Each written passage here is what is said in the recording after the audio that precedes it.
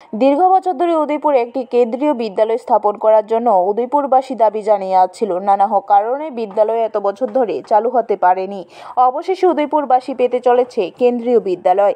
এ প্রসঙ্গে শুক্রবার রাজ্যের অর্থমন্ত্রী প্রণজিৎ সিংহ রায় সাংবাদিকদের বলেন, গত 2013 সাল থেকে তিনি যখন বিধায়ক তখন উদয়পুরে একটি কেন্দ্রীয় বিদ্যালয় স্থাপন করার জন্য বহু চেষ্টা করেছেন।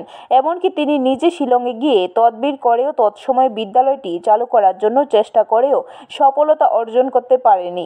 অবশেষে তিনি জানান, এপ্রিল কি মে মাসে কেন্দ্রীয় বিদ্যালয় অস্থায়ীভাবে উদয়পুরে পলিটেকনিক কলেজে চালু হতে যাচ্ছে।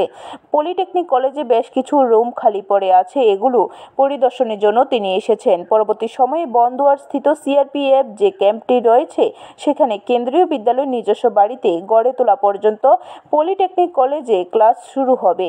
শুক্রবার মন্ত্রী ছাড়াও গোমতী জেলার জেলাশাসক, অতিরিক্ত জেলাশাসক, পুলিশ সুপার, মহকুমা শাসক সহ পূর্ত দপ্তরের প্রকৌশলীরা সফর করেন।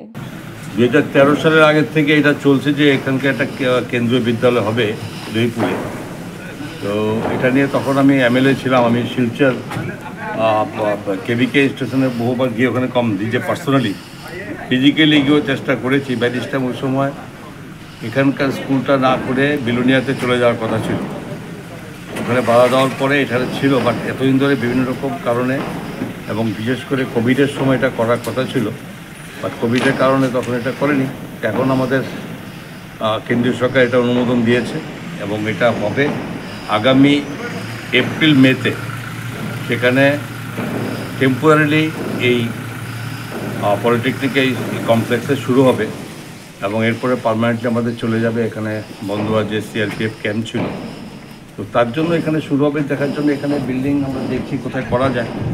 তো এখানে এই নিয়ে আজকে এখানে আসা এবং কিছু কিছু বিল্ডিংয়ের এখানে ব্যবহার না করার কারণে এখানকার কিছু লোক এখানে নষ্ট করেছে গভর্নমেন্ট প্রপার্টি, এগুলোকে টেকনিক্যালি আমরা ঠিক করছি।